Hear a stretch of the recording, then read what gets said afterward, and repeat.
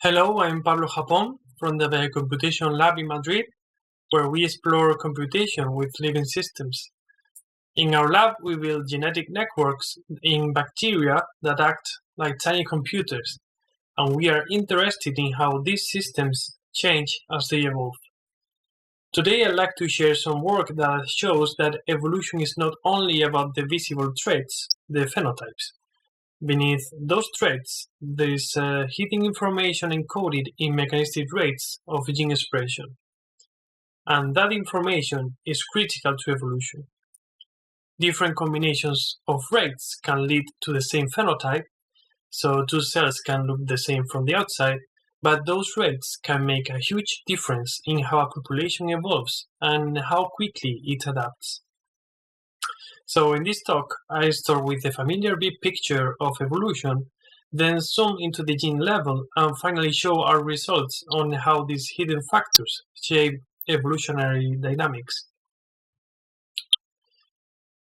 Evolution is the process that shapes life over generations. Populations of animals, plants, and microbes accumulate small changes that lead to adaptation. A classic example is antibiotic resistance. When Alexander Fleming discovered penicillin, he quickly realized bacteria could evolve to resist it, and that prediction came true very fast. Another is Darwin's finches, where big shapes shift to match food sources. Later, Mendel revealed the hidden rules of inheritance, showing that traits are controlled by genes. So we know evolution acts on genes, but most of the time we still focus on big visible changes, like species, populations, and whole organisms. What I want to emphasize today is that evolution also acts at a much smaller scale inside individual cells at the level of gene mechanics. At this scale, we still don't fully understand how basic processes like transcription and translation change under evolution. And this is important for synthetic biology, because when we design circuits in bacteria, mutations don't just alter the final output, they hit these rates directly. That's why constructs can behave unpredictably or even lose function over time. So if we want our designs to survive and adapt in the wild, we need to understand evolution at the gene level. To begin, the problem was approached from a theoretical point of view. A very simple model was chosen that captures the main molecular machinery behind protein production. In this model, making a protein from a gene is described by 4 parameters, this being transcription, translation, mRNA degradation, and protein degradation. These 4 parameters together determine how much protein is produced at a steady state, which is what we call the phenotype. The model therefore links 2 layers, the parameter space, made of these rates, and the phenotype space, defined by protein levels. We will call an individual from now on to a parameter set. That set defines the phenotype of the individual. So the phenotype is then the quantity of the same protein, and the protein itself does not change. It is just the protein, the quantity of protein. However, different combinations of rates can give rise to the same protein level. So 2 or more individuals may show the same output while working in very different ways internally, and that can lead to different evolutionary dynamics. So why does an individual produce a certain amount of protein? Well, the idea here is that the environment sets the conditions that favor a given phenotype. In other words, the environment shapes the fitness landscape and evolution pushes individuals towards its peaks. This way, the environment sets the proper target phenotype, and that makes the parameters evolve to fulfill the requirement of the new phenotype. This framework lets us see how those rates themselves evolve across generations, tracking how each parameter set is being changed into another dataset with a different phenotype response. By looking directly at these internal mechanisms, it becomes possible to see how evolution works beneath the surface of the phenotype, showing how the parameters change over time. To study how this system change over time, we simulated evolution using a genetic algorithm.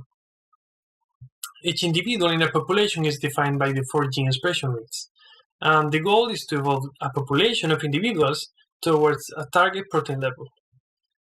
In each generation, the algorithm selects the best performing individuals, which are those closest to the target, and introduces random mutations to their rates. This mimics natural selection and mutation. Over time, the population adapts its rates to produce the target amount of protein. Here we can see an example of a population going towards a high protein quantity over generations. For the simulation, we used standard ranges for each rate from literature. We chose populations of 200 individuals. We wanted an easy way to measure how different individuals are in terms of their internal rates. To do that, we defined a metric we call parameter distance.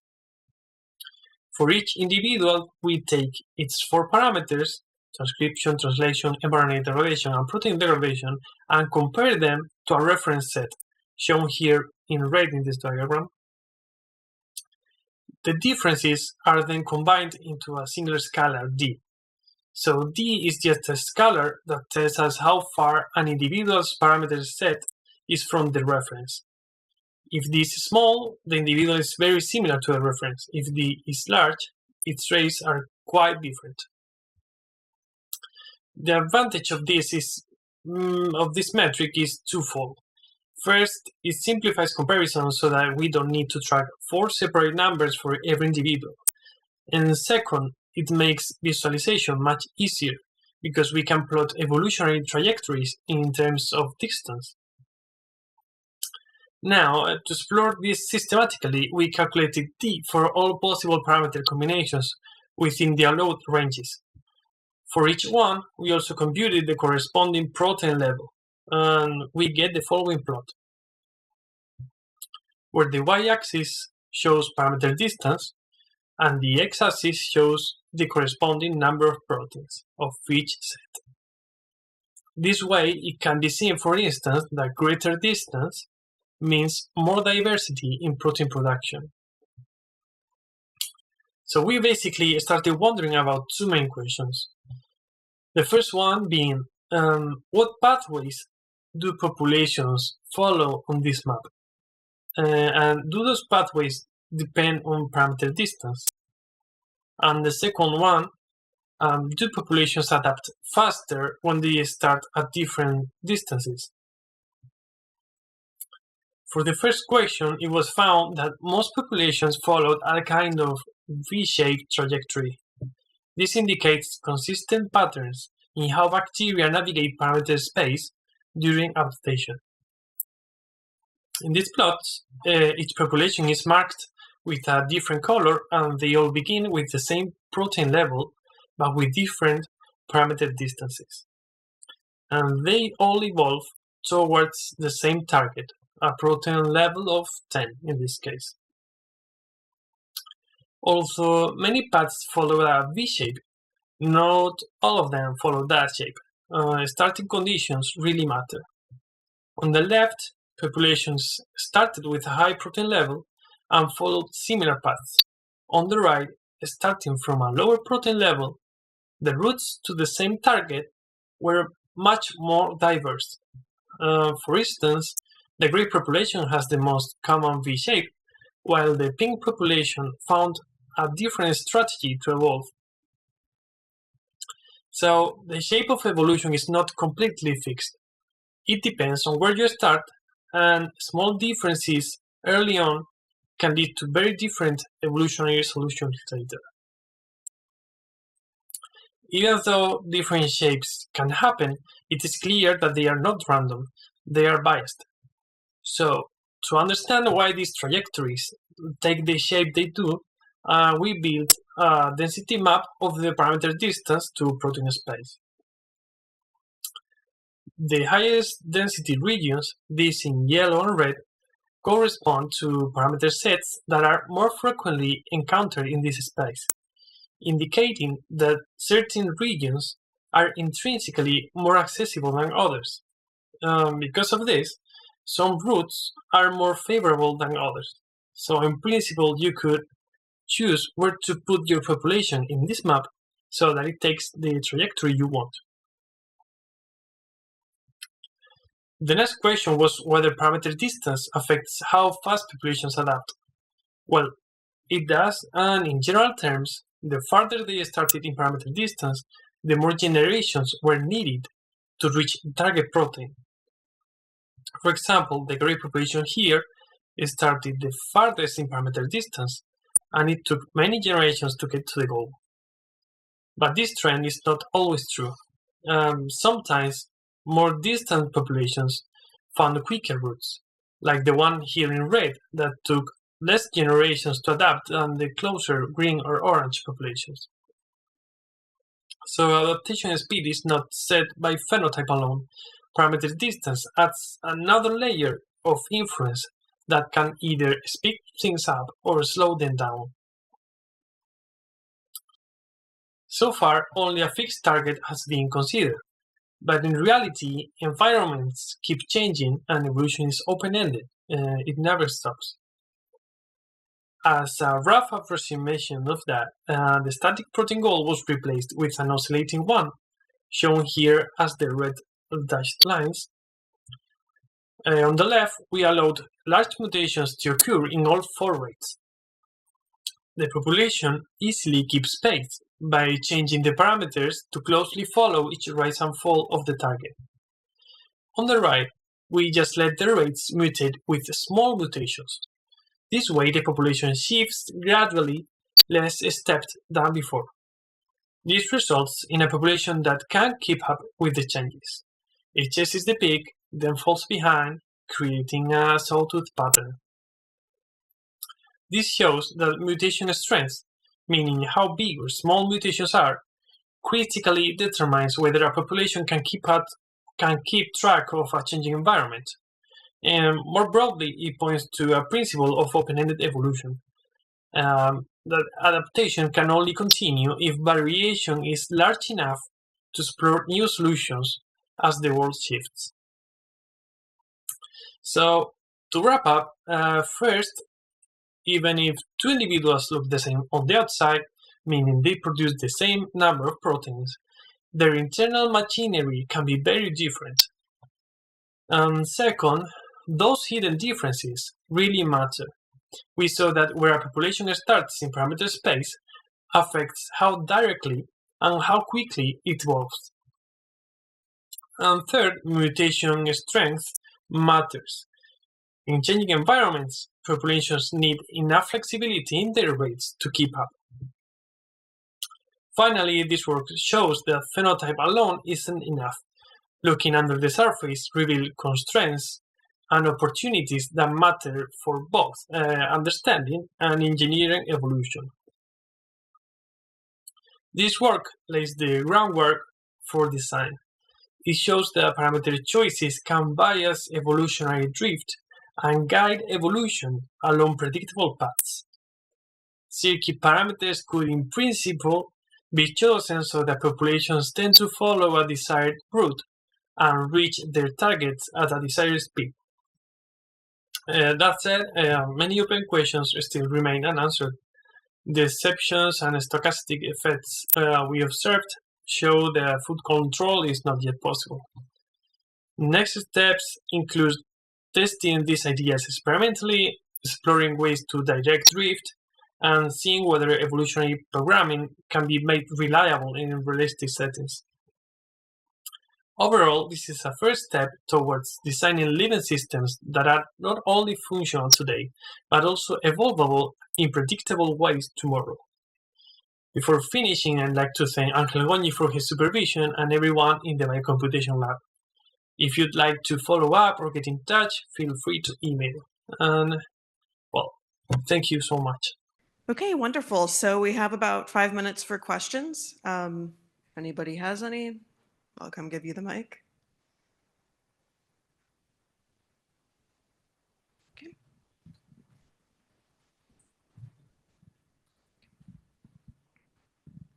Hi, thanks for the talk. I guess I just had a more general question on the last thing that you said about wanting to have predictable evolution, or like evolution with predictable effects. I mean, is that something that we really, like if we optimize just for that goal, then we wouldn't get some like of the most important things that evolution could give in an open-ended sense, right? Yeah, for sure. Talking about open-ended here is, I think, is too much yet, because we don't understand how environment sets the conditions, and actually those conditions change over time.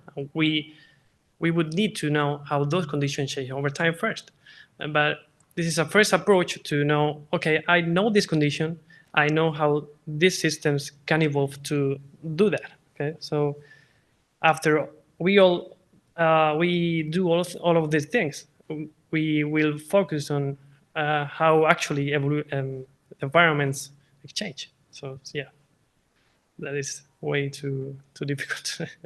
Okay, do we have any more questions?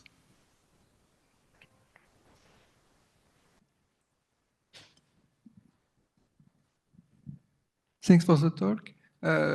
For computing the distance, how do you choose the reference? The reference, that's a good question. We choose that one because we needed to choose a reference. We tested with different references, and indeed, well, I think I have this was the same plot with the different references. We tested quite of them, and there were actually the trajectories were quite different, but depending on the reference.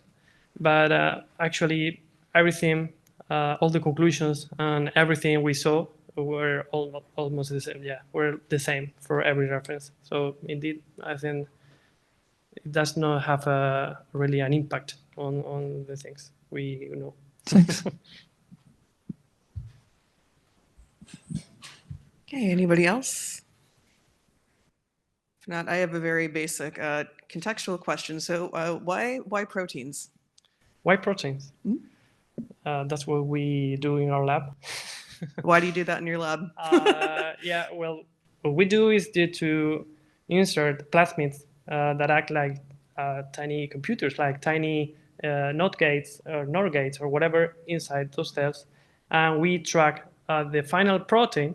It is a YFP, a yellow fluorescent protein, so that we can characterize our gates, And yeah, we're interested in characterizing gates and now in how those gates evolve so that we don't lose the function that we want to do. That's basically why proteins, maybe. Great, thank you. Thank you. We have time for one or two more questions if anybody has any.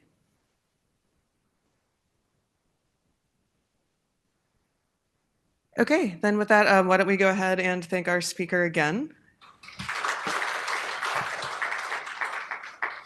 Great, and with that, we'll be moving on to the next talk, which is online, but we have a pre-recorded video. So if you have questions for the next speaker, the best thing to do would be to go on Discord and put them in the Evolution channel, or to go ahead and email. So I'm going to talk about introduction and motivation, the research problem, the methodology that we applied, some results and the discussions around it. And finally, I'll conclude with conclusion and a few future works that we targeted for this work.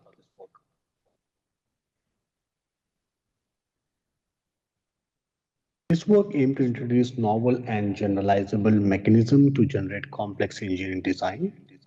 And we took this inspiration from the way humans have evolved following the process of evolutionary development.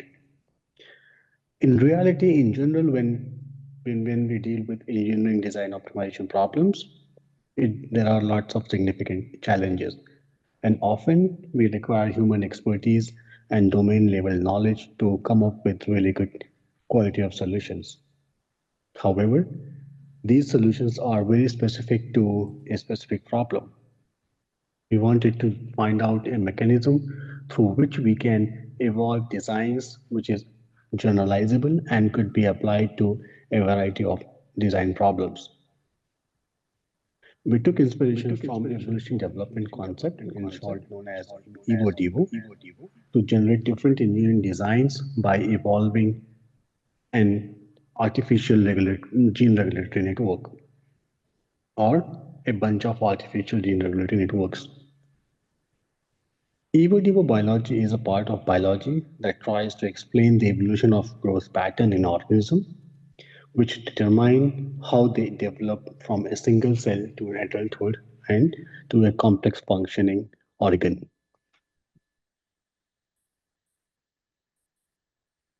We predominantly looked into these three research problems, and they are very intertwined to each other. The first question that we were aiming to solve is, can we grow a design or a structure following the EVODEVO concept? And as an idea, yes, we could, but we did not have a solid mechanism or a framework or a pipeline to evolve designs or grow structures. The second question was, if we are going to do this, then how do we represent an engineering design or a structure? And then third, let's say if we found out a representation of a design, then how do we encode gene regulatory networks in order to evolve them over a period of time? Okay. Now, in order to find out how do we represent the structures or a design, we took inspiration from biological cells. Okay, in biology, in what we have seen so far, that a cell can grow itself, and at some appropriate time, it can divide, and one singular cell can become multiple cells. Okay, as biological cells are the basic building blocks of any organ, this work considers a triangular shaped cells for 2D problems and tetrahedral shapes for 3D problems as a basic building block to create engineering designs or structures. The figure here shows how we are taking the analogy from a biological cell and trying to adopt it in creating a unit cell, which would be the basic building blocks for our engineering design. The example shown here, which talks about our unit cell is nothing but a triangular shaped cell with 3 nodes, NA, NB, and NC, and 3 edges, EA, EB, and EC. These cells can grow, and the growth mechanism can happen by changing the thickness of the edges, or the growth mechanism can happen by changing the location of the nodes, NA, NB, and NC. So one of the growth mechanism called edge growth, and other growth mechanism called node growth. These cells can divide themselves as well by adding an additional node, ND, and then recreating different structures. Okay, so we can follow 3 different types of growth mechanism: edge growth, node growth, and cell division. Moving on to how do we initialize any given design? For that purpose, we need a list of or a group of initialization points. Okay, these initial topology is called seedling. Here in the figure A, we see a list of or a bunch of initialization points. In our case, these initialization points are the location for the supports and the location for where the loads are going to be applied. Using these initialization points and with the help of de Laurent triangulations, an initial topology or an initial structures can be generated, as shown in figure 2b. This initial topology, known as seedling, has 4 cells: C1, C2, C3, and C4. Okay, this entire structure is composed of nodes and edges. Now, from this initial design, initial topology, we can use a gene regulatory network and try to grow this design according to our performance criteria. Now, once we have decided what should be the representation for design, then we need to look into what should be the representation for the gene regulatory networks. Gene regulatory networks are complex and highly nonlinear functions. In this work, we are representing these gene regulatory networks by nonlinear models, more specifically using neural networks and nonlinear symbolic programs. We have done some earlier work where we tried to use neural networks and symbolic program by formulating our problem as multi-objective optimization problems, but we faced several limitations. And in order to solve those limitations, we combined the architecture, the neural network architecture, and tried to evolve them as symbolic programs. We formulated this design evolution problem as a multi-objective automation problem. However, the standard neat algorithm, which is neuroevolutionary algorithms, which evolves neural network architectures, weights, and biases, we experience that when we formulate the neat problem as a multi-objective optimization problems, it suffers with several disadvantages. However, when we try with symbolic programs, more specifically Cartesian genetic program, it did not scale very well for complex problems. So we combined neural network architecture evolution in a way that the programs or the symbolic programs are evolved using Cartesian genetic programming. By combining these two different approaches into one, it gave us flexibility to cast this problem as a multi-objective optimization problem. Now, given that we are combining neural networks, the standard neat algorithm with Cartesian genetic programming, we still needed a way to represent the entire GRN representation. And that's what figure 5 shows.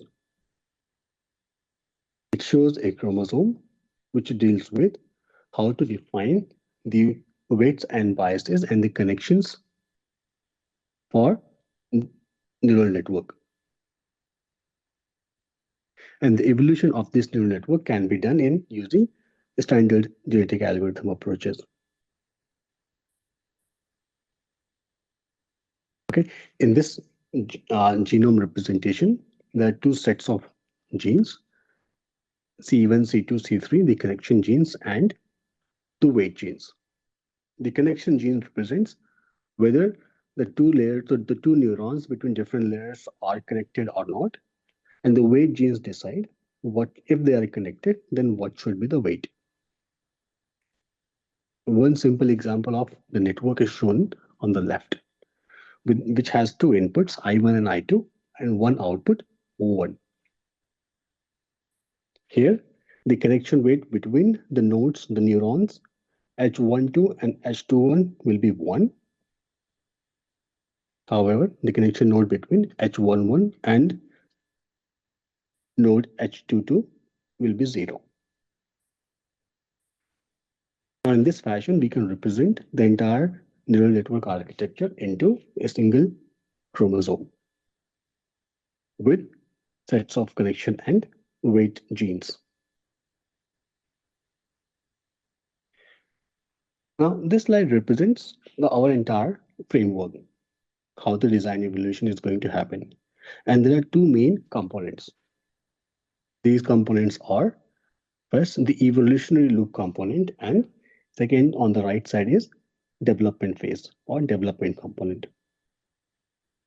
In the evolutionary phase, we initialize the algorithm with initial properties, with initial evolution properties, such as number of generation, population size, the crossover rate, the mutation rate. And after initialization, we need to evaluate the quality of each solution or each chromosome. To evaluate the quality of each solution, the development phase starts. And within development phase, given a genome, we can create a neural network architecture or a GRN. And given the initial structure or initial seedling, we can find out the properties of the structure. These properties can be user defined, like calculating the deflection, calculating the stress, or calculating the total volume of the initial structure. In order to calculate these physical properties, we used a finite element analysis based simulation. Based on this finite element based analysis simulation, we ran the development loop for a predefined number of iterations. And at the end, once the growth finishes, for the final structure, we calculate the fitness and send back to the evolutionary loop. And from that point onwards, is a standard multi-objective optimization approach was used. Towards the end, we expected a Pareto front with diverse solutions. Here, solution represents gene regulatory networks.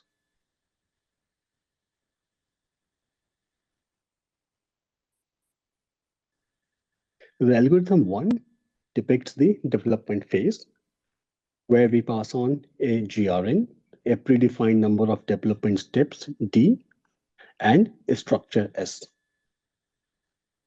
In every development phase, we calculate the properties of the structure and use these properties to feed in to the GRN as an input, and then GRN decides how to grow the structures. And this decision comes from whether to grow the structures by growing the nodes, growing the edges, or doing the division, using one of the three growth mechanisms or a combination of growth mechanisms. Since we casted this problem as a multi-objective optimization problem, these two equations, F1 and F2, shows the two optimization objective functions. The first one calculates the volume, where VD naught is the initial volume or the volume of the initial structure. AM and LM respectively represents the cross-sectional area and the length of the edge, M, whereas the second objective represents the deflection. MD naught represents deflection of the initial structure. We had two constraints as well, and those two constraints are listed as 1 minus F1 should be less than or equal to 0, and 1 minus F2 should be less than or equal to 0. We put these two constraints to make sure that the final objective values that we are getting should be lower than the initial objective values that we got for the initial structure. Okay. Now, since we are using a combination or hybrid of neural network topology evolution, that is NEAT, and Cartesian genetic programming, we call this hybrid approach real valued NEAT or NEAT. RNEAT uses NHGA2 type multi-objective optimization approach to evolve the Pareto front of neural network structures or the architectures. The algorithm 2 depicts the pseudocode for the proposed RNEAT algorithm.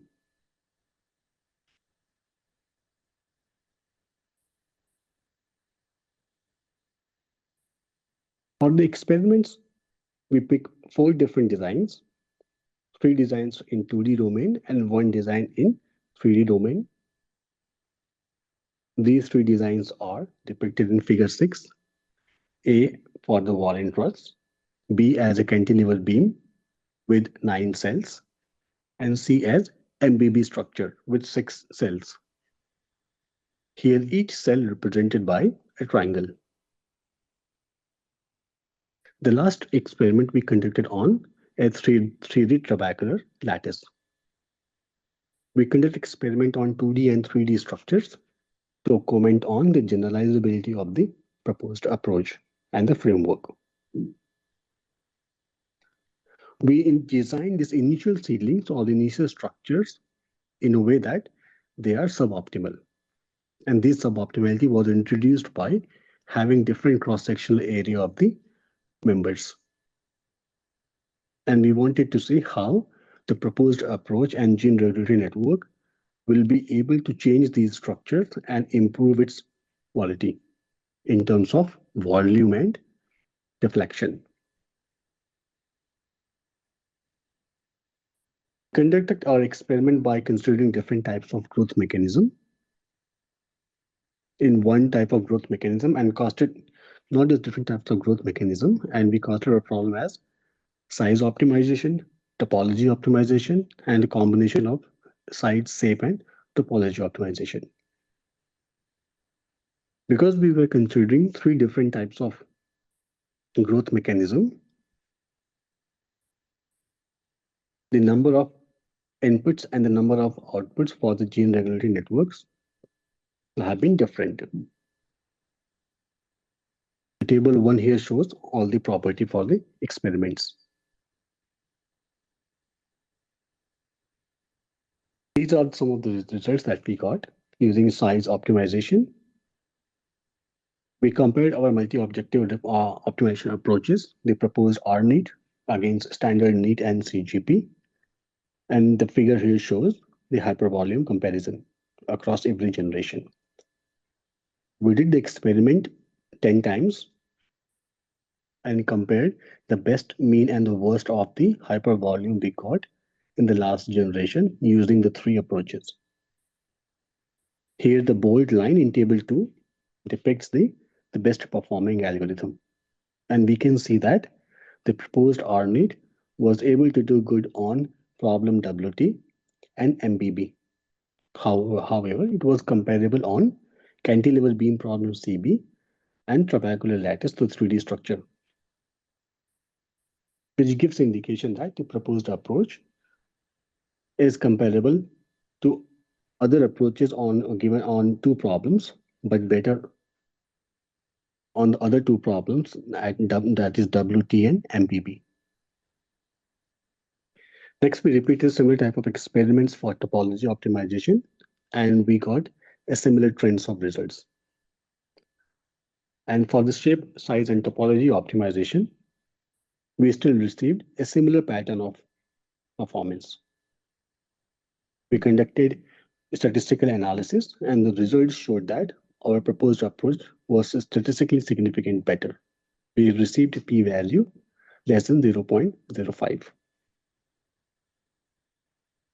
Figure 10 here shows that from a starting point of deflection volume value of 1,1, this is how the Pareto front, the last generation Pareto front, looks like.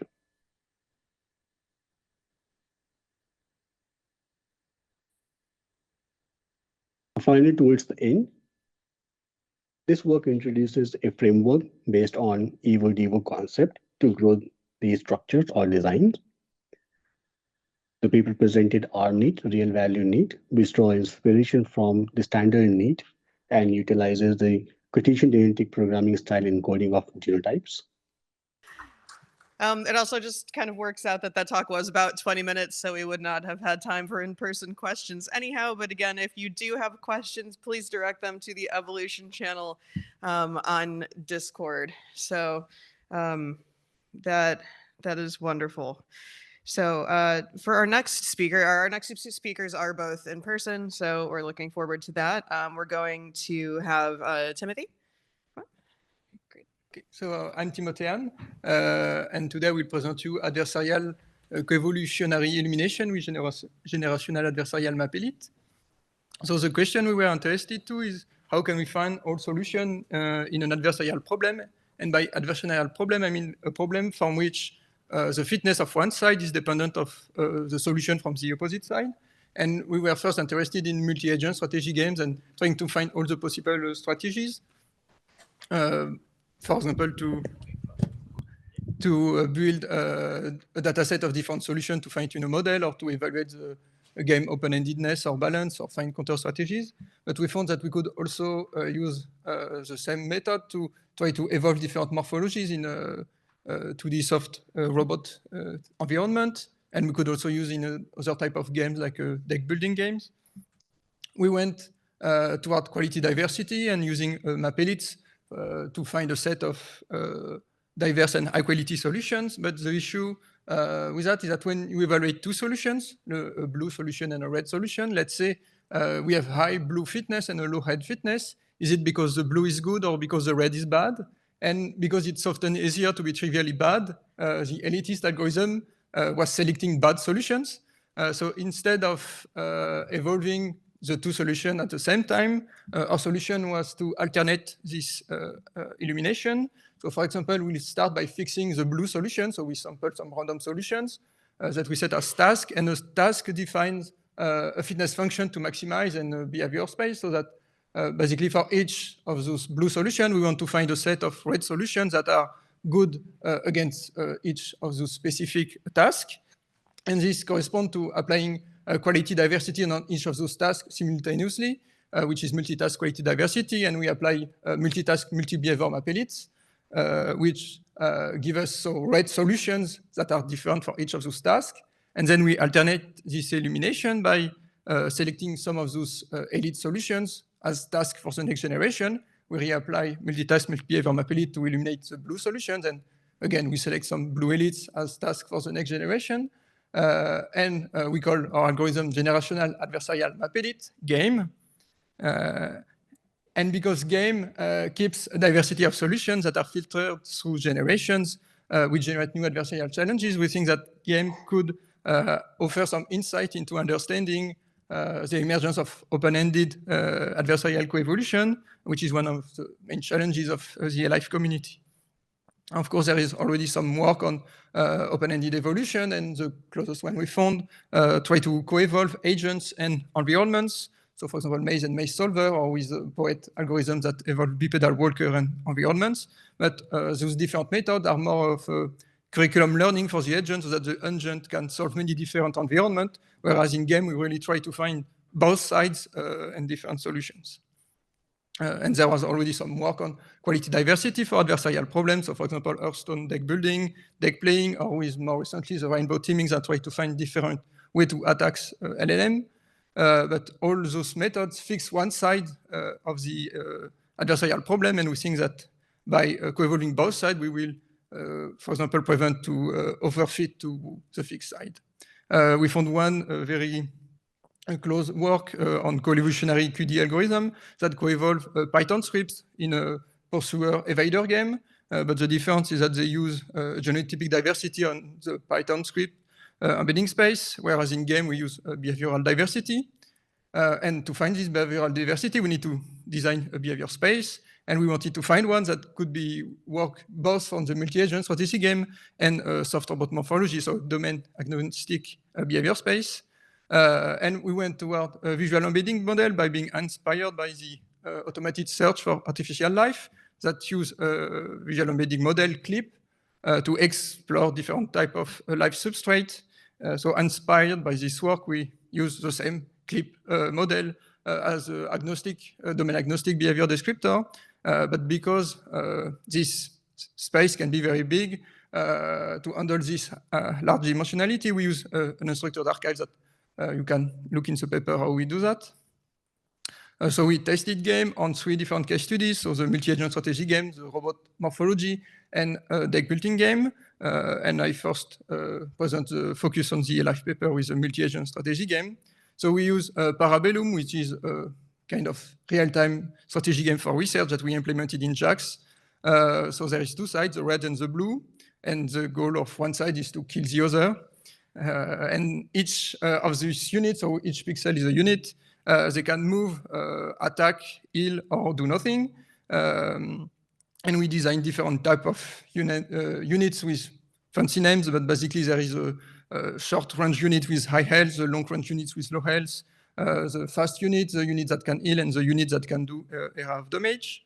And for these experiments, we used only 160 units per side. And the thing that most important is that all units of the same site share the same behavior tree. So the search space is one behavior tree for the red and one behavior tree for the blue. And a behavior tree is a kind of fancy decision tree that at each time step decide of an action to perform. And they are composed of leaves that are either an action or a condition that can be a success or a failure. And inside the tree, there is control nodes, so sequence and fallback that correspond broadly to AND and OR that allow to select which action to perform. And we use behavior tree because they are easier to build and understand than state machines for games. They are inherently interpretable compared to neural networks. They are simple to evolve, and because they follow grammar, you can also write them in natural language, which can be good if somehow we want to use LLMs to do it for us. So because it's behavior tree, we need uncrafted atomics to build this tree. So we designed some in JAX. So we, for example, so that the unit can stand, attack, heal. They can move toward another unit. They can go to a target position on the map or set this target position on the map. And for the condition, each unit have a sight range, so they can check if there is a unit in sight range. They can see if there is a unit in reach to attack. They can check if the level of health of themselves or other units, their type, so that different type of unit can have different behaviors, or if there is a set target on the map. So we use game again to evolve these different behavior tree. We started by fixing the blue side, and then we evolve the red sides and the blues and the reds and the blue. But for one given generation, we apply a multi-task behavior map elite. So each of those little squares is one blue behavior tree that is fixed. And for each of them, we want to find different red solutions that are good against this blue behavior tree. And because it's an evolutionary algorithm, at each time step, we need to select one task, one blue behavior tree, and then generate a new red candidate. And to do that, we select randomly two elites in the current generation of red. We apply our favorite variation operator on behavior tree, and we get a candidate. So we evaluate the blue against the red. And we get a fitness. So when we evolve the red, the fitness is a blue depleted health. And for the behavior, from the video, we get some frames, and we give them to clip, and we have a big vector as our unbending concatenation. And to handle this large dimensionality, again, we're using a growing, what I call a growing archive. And basically, the idea is that we add this new candidate if either the behavior is new enough or if it's better than the closest current behavior in the archive. And we do this for many evaluations. So at the end, we have illuminated this red solution against the blue task. And we need to switch to the next generation. So to do that, we need to select red solutions that we will fix as task. And to do that, we concatenate all the solutions in the same behavior space. And we use k-means to cluster them in as many clusters as we want tasks. And we pick the best elite of each of those clusters so that we have a diversity of solutions that are of high quality. And we could stop there and start the evolution of the blue solution in this task.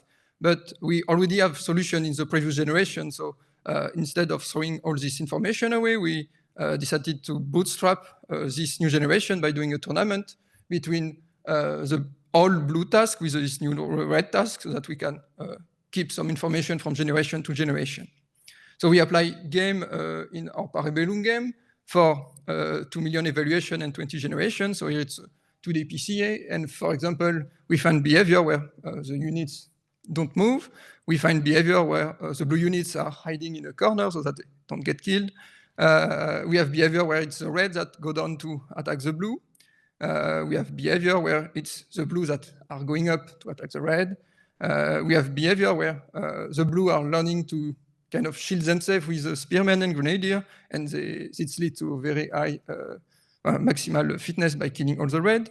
We have behavior where they kind of spread and attack each other, and we also have behavior where the red are really spreading everywhere on the arena to find the blue. We did some quantitative evaluation with different variations. So game single objective is the full variant, which try just to maximize the opposing size depleted health.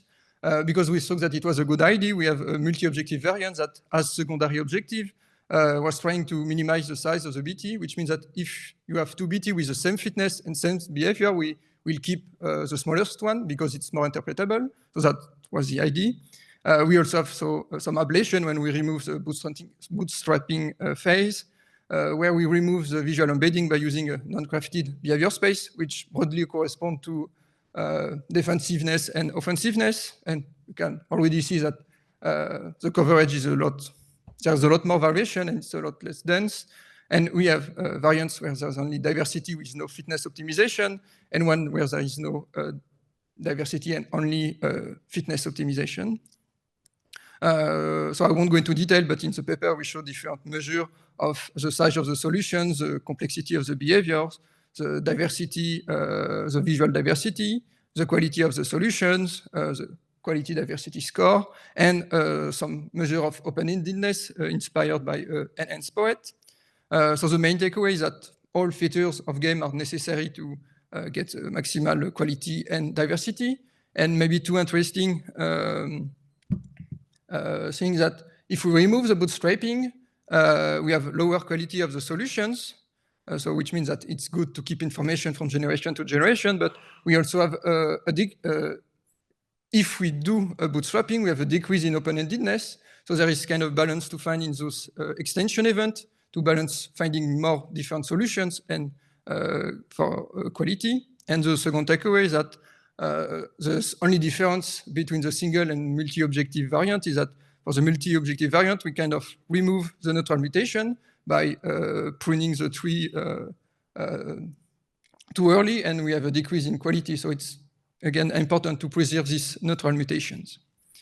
We also have some Illumination takeaways just for the Parabellum game. So for example, from all generations, they were favoring attacking the farthest unit, because if you attack the farthest unit, you do more damage before they come to you, and also if you do error of damage, you will avoid doing damage to yourself.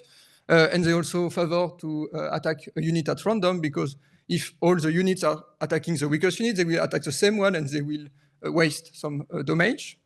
Another takeaway is that when a unit moves toward a target position, they favor doing a balance by going at 50% of their sight range to this position, so that they balance taking the time to move to this position and being able to see what there is to see at this position. And finally, we also find a kind of shield and sword races, where for one replication, the red evolved to attack and target the weakest archer of the blue, and in response, the blue were evolving to heal their archer, and we have this escalation of the use of these two atomics during this replication, which shows that game can find those arms race behavior. And very quickly, I will show you some result on the soft robot morphology that we have in the extended version of the paper. So we use a custom environment of EvoGym, and basically we have two robots in a side that attack each other, and the goal is just to be the closest at each time step to the center of the arena. And we evolve 5x5 robots, which can have each voxel can be empty and actuated or passively actuated. So here's an example of the robot fighting to be at the center of the map. And we use the same algorithm with a bit less evaluation, but basically we found solution where the robots, different morphology are kind of slow, and in the other side where the robots are a lot faster. And we did some quantitative evolution comparison with just a random sampler in the EvoGym, and we found that with game we have a better coverage and a better quality. And when we look at the reason, we compare the speed of the robot, and we found that by doing evolution, game was selecting robots with a higher speed. We could also look at different, if we do a clustering in the morphology of the robot, we can find different species, and if we look at the quality of each species through time, we can see how the species evolve. And for example, the takeaway is that at the start we found basically all the species, which means that the space is kind of small and it's easy to eliminate it, but still each species get better and better at each generation. So in conclusion, we show a new coevolutionary QD algorithm game for adversarial problem illumination that can use VM as a domain agnostic behavior space. And we apply it to 3 different problems and show that it can illuminate the adversarial space, but there is still some limitation because our search spaces were not open-ended. So for the strategy game, we use a behavior tree, which need uncrafted atomic, so it kind of constrains the possible behaviors. For the soft robot morphology, we use passive actuators, so they can't have reactive behavior and have some intelligent behavior. And I didn't show you, but for the deck building game, we use a greedy heuristic that ignores the combo aspect of the game. So we are really looking forward to move toward open-ended search space in future work. So for example, using end-to-end neural networks with neuroevolution, brain-body coevolution so that we can have reactive behaviors, and using better strategy to play the decks in the deck building game. So thank you for your attention.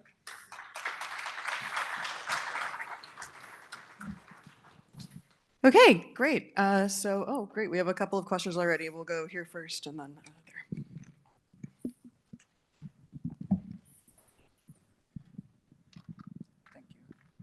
Yeah, it's really nice work. We're interested in evolving cooperation with quality diversity and maybe go beyond 2 and go to 3 agents working together. Is that something fundamentally different, or can you apply these methods also for cooperation? I kind of see that we have a multi-agent system. We share the behavior tree. So in the sense, the different units are cooperating for the same goal of killing the other side. But I would say the contribution of this works is how to make quality diversity work when it's adversarial. So I guess it's kind of easier when it's already cooperative because they all share the same fitness. But yeah, you could use quality diversity for cooperation or multi-agent, but I would say it's not the focus of game. But if your agents are different, so if it's not the same 2 agents working together, the same type, but they're different types of agents? I think if they share the same fitness, you can do it because you just concatenate the search space and you search for both at the same time. Because when the fitness is not in contradiction, you don't have the issue of having to freeze one to evolve the other. Okay, thank you.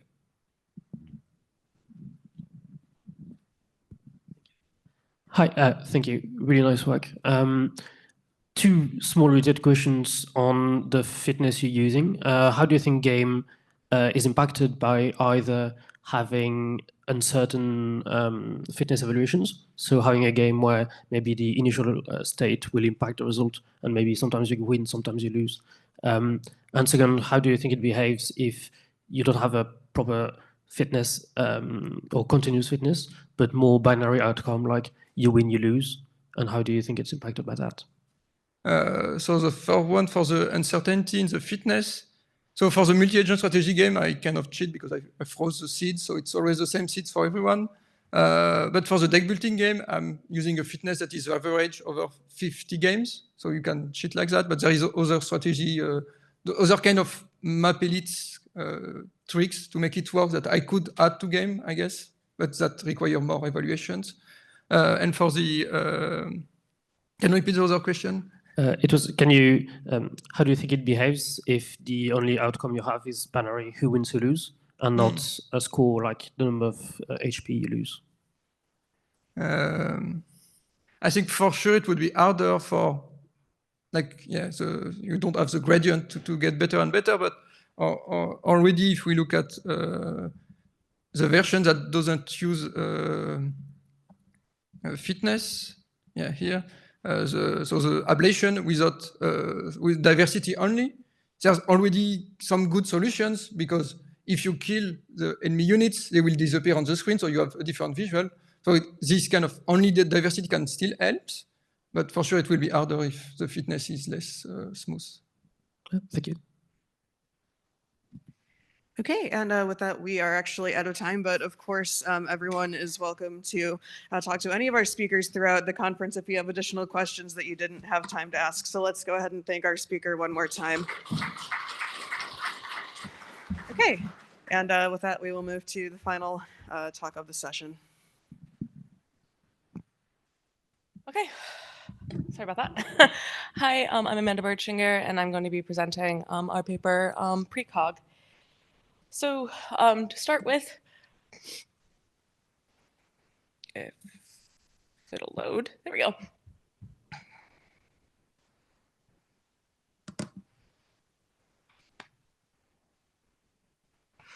Robots. Robots were once the domain primarily of engineers and scientists. In this case, this little robot in simulation, for example, or engineers building robots, stuff like that. And that's primarily who interacted with robots. It didn't really extend too far beyond that. It was only people with a lot of expertise and very deep knowledge of the robots that were interacting with them. This then extended to industrial robots being used in like factory settings. But once again, these are primarily being interacted with by people who are trained employees, who have some understanding of how the robots behave and how they work. However, these days, more and more, we are seeing robots just out in the world. This is an example of a food delivery robot that is commonly seen, if it'll play, on the streets of California cities these days. And these robots are being interacted with by the general public. And these are people who don't necessarily have any expertise on robots, have any understanding on how these robots behave, how they interact with people. And in extreme situations, this lack of knowledge and predictability can cause really big issues. So this is an example, a very dramatic example, of a chess robot that made a very unpredictable move, grabbed a child's finger and actually broke it. So in the extreme case, unpredictability and people not knowing how to interact with robots can not only harm people, but it can also harm the perception of robots by society. You see this video, and of course there's going to be a lot of fear behind like, oh my God, robots aren't safe to interact with. They broke a child's finger. Luckily, the finger was broken, but the child is ultimately okay and healed just fine. But this is a problem. Specifically, the interaction and predictability of robot behaviors and how that predictability relates to the interaction that the public has with robots. However, in order to discuss that, we first have to discuss what is predictability of robot behaviors. So going back to our factory robots here, these, in some ways, they're very predictable. They always move in the same way to perform the same action over and over again. So it's very easy to predict what they're going to do because as you're seeing them, if you've seen them before, you know what's going to happen. However, going back to our little food delivery robot, it's in a way that's still very predictable. It just decided not to play. Sorry about that. It's very predictable because it will always do its task. It will always find the shortest and safest path to get to its delivery address. But how it does that, its actual motion behaviors, those are less predictable. It can turn, it might avoid people, or if it doesn't see them on sensors, it might not. It can go forward, backwards, and climb up curbs. It can move a lot more freely than, for example, the factory robots. And so how predictable is it? Is that predictable? Because it'll always do what it's supposed to do, but we need to define predictability. So for the purpose of this talk, we are going to define predictability in a mathematical sense. We are going to define predictability as the ability for the movement behaviors of a robot, the green line, to be predicted by an equation. Because that's a very mathematical definition, but that's the definition we are using for this presentation and for this paper.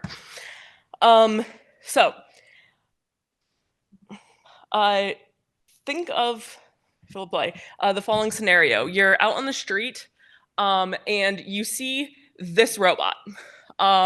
for whatever reason, its movement patterns are extremely unpredictable to you. It can flip, it can walk on all twos, it can walk on fours, it can wheel, it can jump. You have no idea what it's going to do, and your path might interact with it. And you want to know if you are going to come in contact with this robot and how you might need to change your behaviors in order to interact with it. Because you can't just visually look at it and be like, oh yeah, that's what's going to happen. You want to just pull out your phone, open an app, and take a really quick video of this robot. And then ultimately, that app will be able to predict its movements and tell you whether or not you need to change your behaviors so you don't accidentally come into contact with this robot. That would be a wonderful world. The idea we had as the sort of first step toward achieving this is what we're calling PRECOG. The idea behind this is to bi-objectively evolve robots for not just some task efficacy, but also for predictability of movement behaviors. With this bi-objective evolution, we ultimately get this Pareto front, where in one case we get robots that are very predictable, but not very good at their task.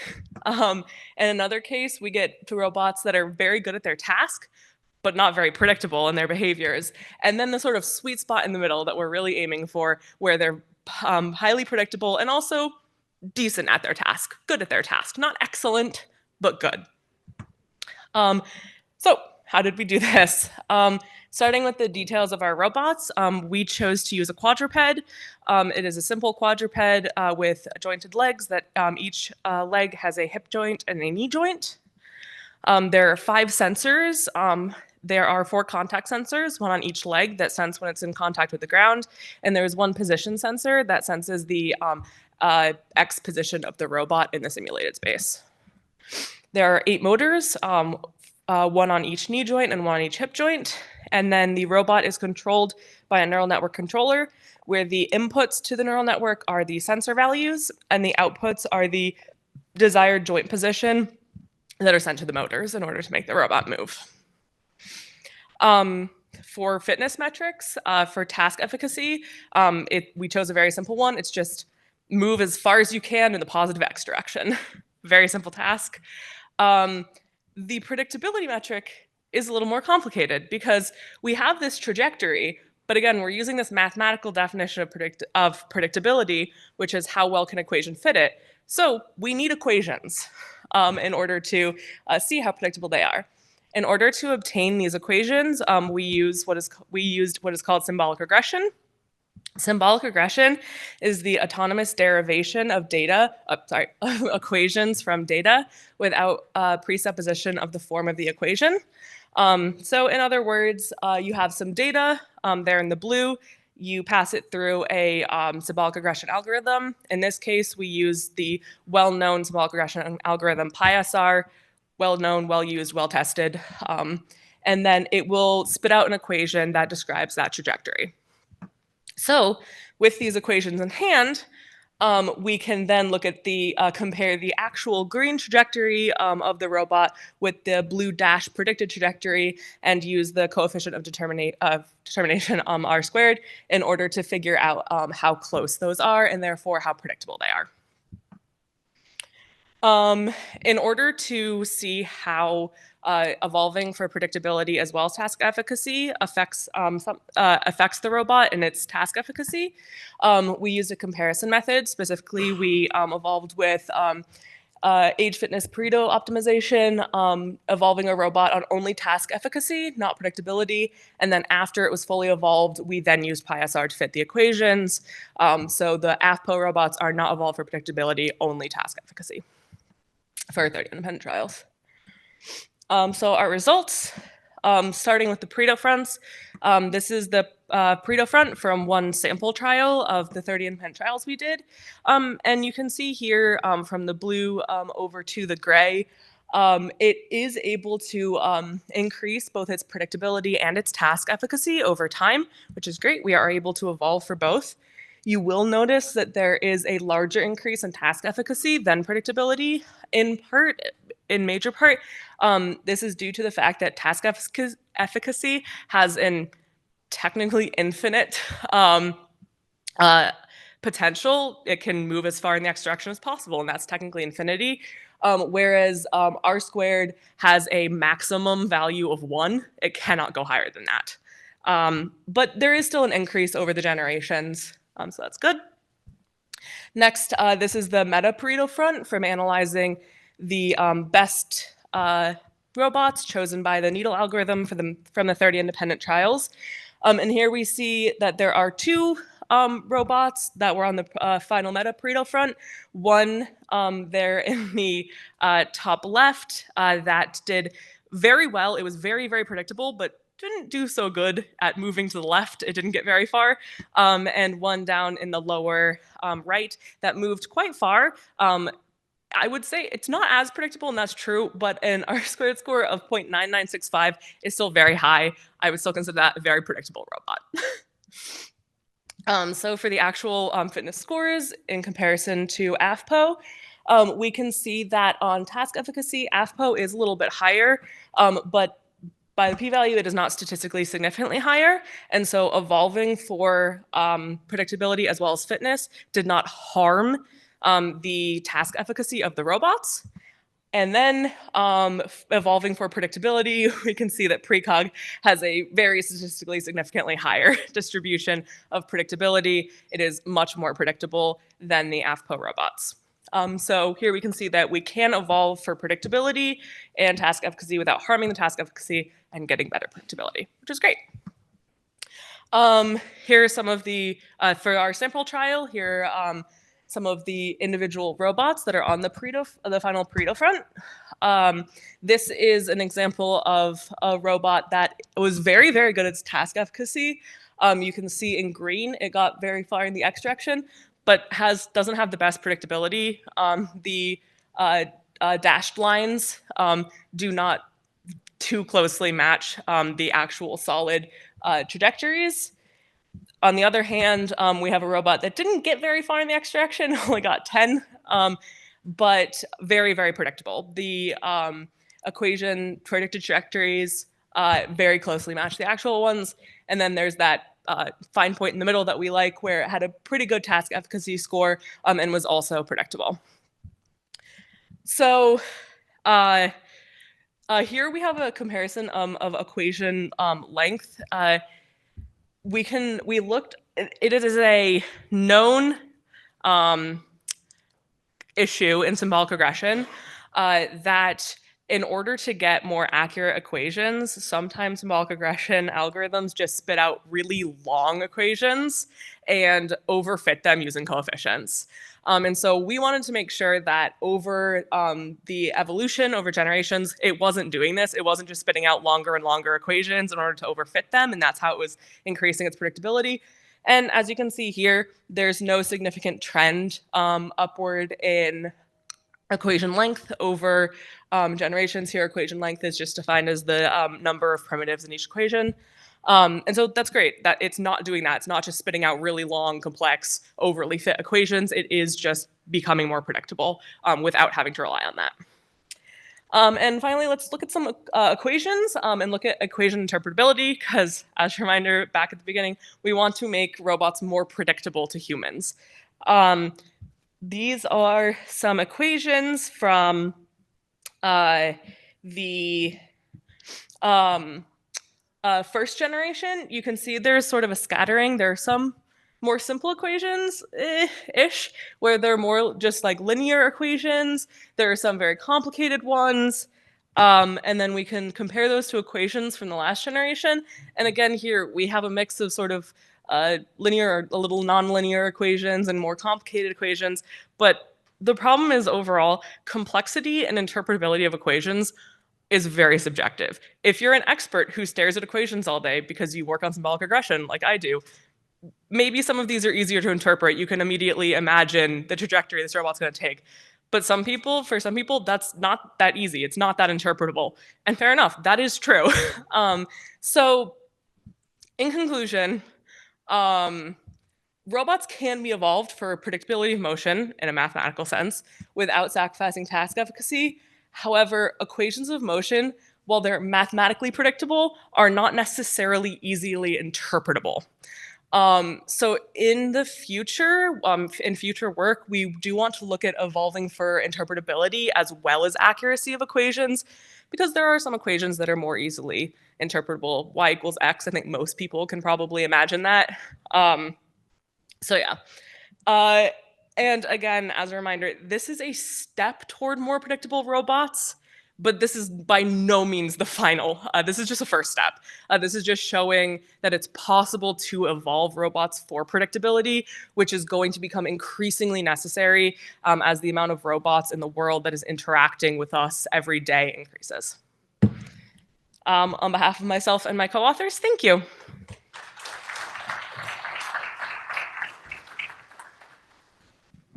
Great, thank you for the talk. We have time for a couple of questions.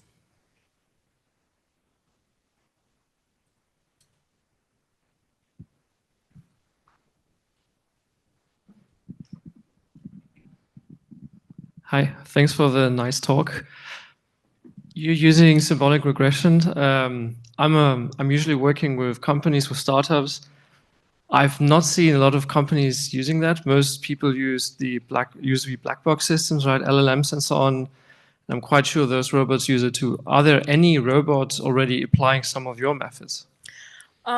So when we looked into like the literature, and there's a deeper discussion on this in the paper, but we did not find in literature any cases of robots being evolved for both efficacy and predictability. There are some robots that are evolved just for predictability. However, they define it in those papers. And those, one of them, I think, use symbolic regression, but generally those papers use more neural networks and these black box methods in order to evolve for predictability. But nobody else is evolving for both task efficacy and predictability. It was really either one or the other. Cool, thanks a lot. Yeah, absolutely. Okay, other questions? Great. Thank you so much for the talk. It was really interesting. I'd be really curious to hear kind of your commentary on your ideas for extending your definition of predictability, and in particular, kind of different ideas about how you're thinking about incorporating the interpretability in a quantitative way. Yeah, so my area of expertise is in symbolic regression, and so my definition of predictability was always a very mathematical one. That's just the bias of the person who is doing the research, unfortunately. But generally, interpretable equations, I'm going to come at it from that standpoint, are generally shorter and contain less variety of different primitives. So like it's not like sine to the x to the x to the 1 over y divided by, tangent of like this. That's like a really complicated, there's a lot of primitives, there's a lot of different mathematical operators. It gets very messy to try and understand the interactions and the dominant terms and stuff like that. So more interpretable equations are generally, in my mind, ones that contain fewer terms and also just consistency in their operators. So like if you have like, y equals x plus 2, fair enough, I can imagine that pretty easily. But like, it doesn't have to necessarily be these simple operators. Like you can still put in the trigonometric operators. You can probably, a lot of people can relatively easily picture like sine of x as well. It's just periodic. And so it's really the like less stacking of equations and stuff like that. But you can also look at the sort of simplicity of the trajectories, because ultimately you can look at equations or you can look at the predicted trajectories, and that's another sort of definition of interpretability, because some of these really crazy trajectories could correlate to simpler equations, whereas simpler equations could also, simpler trajectories could correlate to simpler equations. There's a few different definitions, but that's sort of what we would want to target. I'm curious if you've thought at all about like repeatability, like if you start the robot with very slightly different initial configurations, how consistent the behavior is? Yeah. So the 30 independent trials that we did, and each robot in there were I am not being able to. I believe we did a population size of 25 different robots. They all started with a different neural network controller that had a different initialization of its weights. We mutated one of those weights every generation for the evolution. So that was our initial condition variance. There's definitely a lot of other things we could do, and there's a lot of other ways that we could like evolve the robots to be more predictable. We could allow it to add different limbs. We could allow like there's so many other ways. So definitely we've like thought about it. We really did this, and like one of the reasons we chose a quadruped, for example, we just wanted to do the simplest version of a robot as really it's like a take one proof of concept. You can do this in order to not complicate things too much behind like all of the evolution. Okay, so we'll take one final question. Okay. Is this working? No, probably not. So I imagine people would find intuitive patterns of motion that they actually experience in their day-to-day. So I'm just wondering if you've thought about or if you know of any prior work that sort of looks at modeling actual trajectories of objects in the world in the same way that you are here.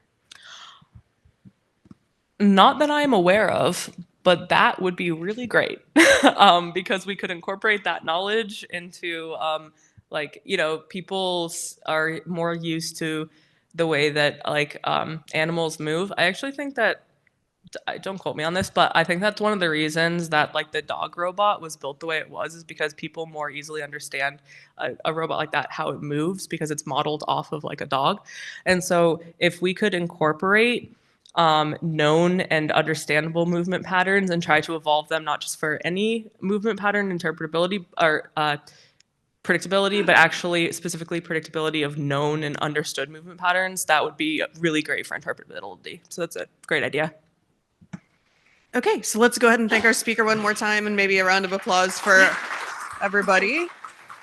So there's about half an hour break until the keynote, which will be in this room. So enjoy yourselves, and thanks for coming by.